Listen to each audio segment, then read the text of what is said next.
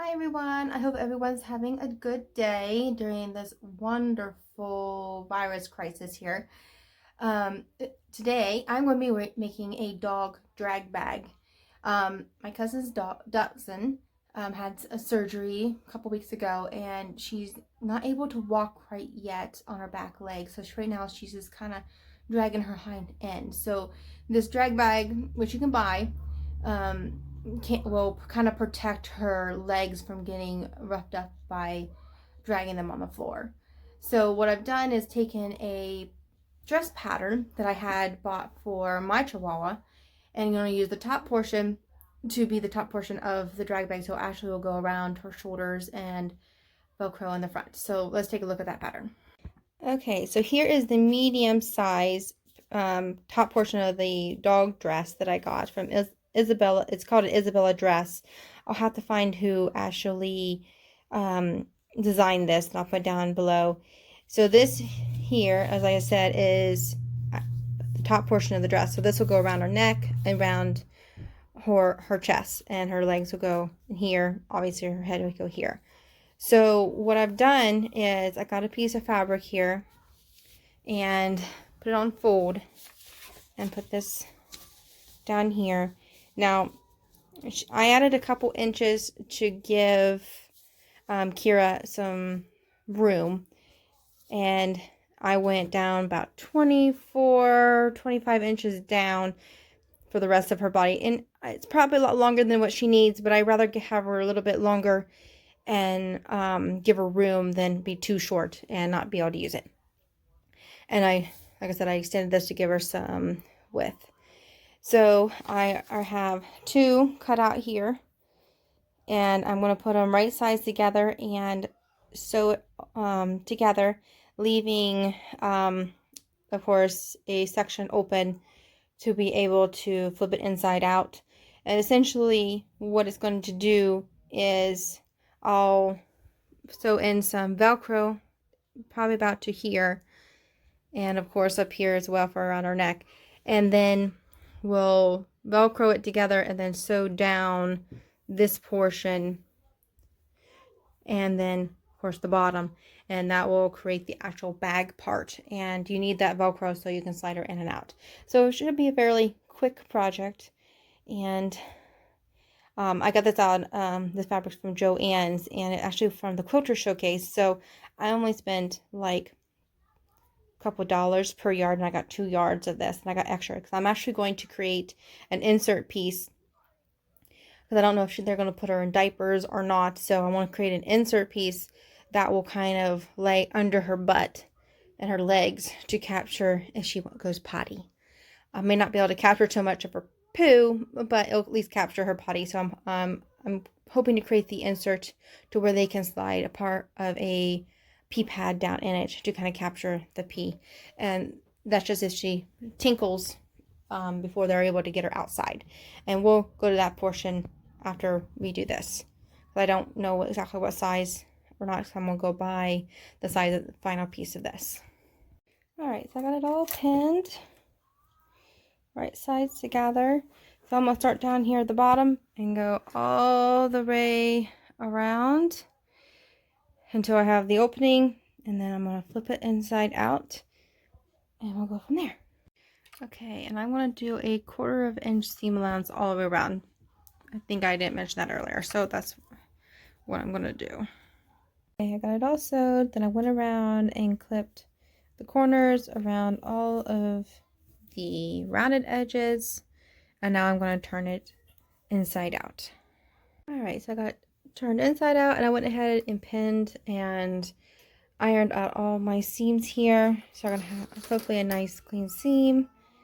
And then of course close the opening down here, somewhere around here, and then I'll sew around it probably about 1/8 of an inch or so, just so it's nice and flat.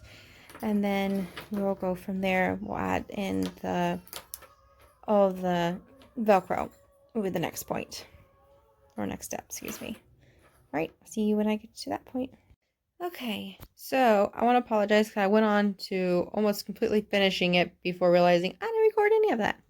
So let me explain what I've done. And so I did go around and top stitched it all, as you can see here. And then I found, kind of fold it and find the kind of the center, and I overlapped the ends and found about how long do I want the Velcro part, and I figured about right here would be good for the size dog I'm making it for. And then I sewed a rectangle all the way down through here. So I pinned it, went down this one side here, and stopped, and then I flipped it, and then I went from the bottom all the way up along side the edge again, and then went over to meet this stitch. And that's how I try to get it as flat as possible. And once I did that, I went and sewed the bottom together so it makes the sack part. Then I went in and placed where I wanted the Velcro at, and then sewed it in. So that part is done, and then you just go in and sew a little piece of Velcro at the ends of these pieces for around the neck. And then you are all done. So now my next piece I'm going to be making is a little insert. So I'll be measuring how long this is, and then make kind of just a square piece with some thick interface to give it some stability, and then make another cover little piece that is open to where they can just slide a pee pad or something, whatever. Though I would recommend doing more of probably a diaper of some sort around her, but they did like the insert idea, so I'm going to come up with something for them, and so they can slide in a pee pad or something like that in there. So if she does have an accident, it doesn't go through the material to where they wouldn't have to wash it every single time. I didn't mention how I came up with the measurements this way. I didn't mention how I came up with this top portion here. So all I did was I tried this, the top portion on, just guesstimating with the pattern piece. This is only half of it, and seeing how much. So I added on more for around her waist, and then I measured from the bottom of that down her back and then down her legs. It ended up being about 23 inches long from that portion all the way down her back and down her legs. And I added on a few more inches. So this may be a little bit long for her, because she's not a very big Dachshund, but I prefer it to be long than short. And also I prefer it to be a little bit bigger than too small to go around her. Yeah, so I sent it off to my cousin, so hopefully he likes it, and hopefully it works. I think it will. At least it'll do the job than the other one I made for it, which was just out of a old shirt that my grandparents, my grandpa didn't wear it, so I just basically did the same thing here. Just cut out a big old rectangle, and then I just sewed down an L shape essentially to make a tube, and then I cut down one of the sleeves and get strips out of that and cut slits into the tube, and then fed those strips in and out holes to tie around her. So it was a makeshift, made it in like a couple hours, just to give her something to wear until I was able to make a nicer one here, and hopefully this he likes. So let's get on to making the insert. Okay, so when I measure this ends up being just a little bit more than 11 inches. So I want the insert to be a little bit smaller than that, so that it will slide in and out easily. So I did 10, and I cut out 2 squares that are 10 and a half. So I'm going to pin it around and sew around 1/4 inch, leaving a gap, a pretty wide gap, because I'm going to insert some interfacing. So once I get it sewed, then I will measure it for the interfacing and stick it in there, then sew up the gap. Then we will make another piece that will only be sewn these 3 corners here onto here, and that way they can stick in whatever they want to capture any sort of pee or poop or whatever they want to do. So this is not going to be like actual part of the drag bag, so there'll be something that they can take in and out if they want to use it. But since my cousin liked that idea, that's what I'm making him something. And I have a guest. Say hey, Gigi. Gigi. Gigi. Hey, Gigi. Hi. What? Such a silly girl. All right. So let me sew this around and we'll go from there. Okay, so I got it all sewed around and I trimmed down to 1/8 of an inch and cut my corners for easy turning. So let's turn it inside out, see where we're at, and get the interfacing measured to fit inside here. Okay, so I ironed this out, and the rough sizing of it is about 10 inches, which is exactly what I want. But my stabilizer, I think I'm going to, or my interface, excuse me, I'm going to make it a little bit smaller, down to, I think, 9 3/4 of an inch. So it'll be 9 3/4 square. And here is the interfacing that I have. It's a sew-in kind. Kind of thick. Let's see, on the little paper that comes with it, it's just an extra firm. Sorry, it's not kind of hard to see. Extra firm stabilizer, style 926 is what I got. Just to give it some weight to it, to try to keep it a little bit flat while it's in the drag bag. And then, like I said, I'm going to be creating something else to go on top to actually do it more like an insert. So let's get this cut and get it inside the piece I just made and get it sewed up. Okay, so I cut strips of 10.5 by 2, and each one of these are 2 pieces. So I'll cut a total of 8 strips. They're all sewed. So what I've done so far with these ones is cut it down and cut my corners, and they're going to be flipped inside out, so I sewed them right sides together. And so let me finish this one here, and I will show you what I am going to do to connect these all. Okay, so I got them all sewed up and turned inside out. I got one sewed down to the opening.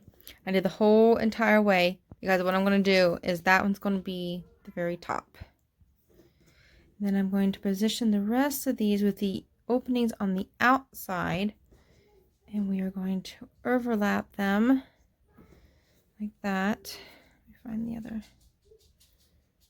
Okay, it's on that side, and then this side. And what I'm going to do is sew down right here to connect these 2 pieces, because what's going to happen is when I'm going to sew all of these onto here, we're going to have this top portion here open so we can slide the pea pad or whatever my cousin decides to do.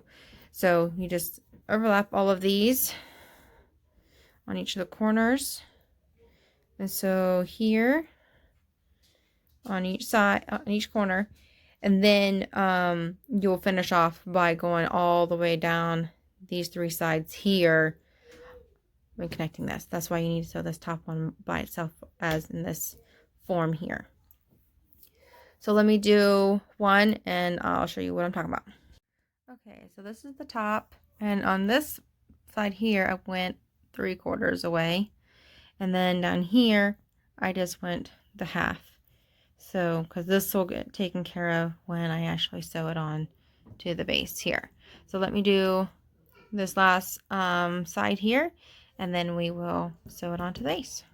All right, so here's it all pins. I got all my open sides on these 3, and I didn't even sew the hole up for this one here, because, and I put it down here at the bottom, so I'm actually closing up 2 holes here because I knew I was going all the way around, so less thread. So then this would be my opening. So let's sew all the way down 3 sides, and then we are done. All right. So what I did on these corners here where the opening's at, I went back and forth several times just to reinforce that. So it is all done. So I got all 2 pieces. I almost said 4 pieces. There's only 2. All done. And I ended up having another helper. Smokey. Smokey. Hey. What are you doing? Oh, you're way down here. What are you doing, boy? Yeah, you're stuck in here. I'm almost done. Can't help it that your mother left you in here. All right. I'm all done. I'm hoping that this works out for my cousin's dog. And hopefully, maybe she might recover from her incident. So it's just something that Dutch hounds unfortunately go through every once in a while. She had to have surgery, so hopefully she can recover a little bit to where get a little bit more mobile.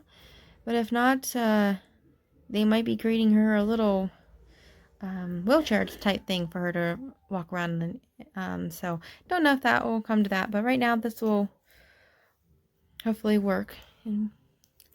All right, so I'll talk to everybody later. Everyone have a nice day. Unfortunately, I live here in Ohio, so I'm one of the states that are now being quarantined for a couple weeks. Not really technically quarantined. We're allowed to leave for necessary items and stuff like that, and if we have to work. I don't have a job right now, so I don't have to go nowhere other than if I need food. So I'll be stuck home watching the kids. So everyone have a good day and hope we get through this. I'm sure we will. So everyone have a nice day. Talk to you later. Bye. And apparently I have another guest. This is Abby here. They're both ready to be done in here. They know I'm almost done, so they're wanting to get out with their family. See you, everybody.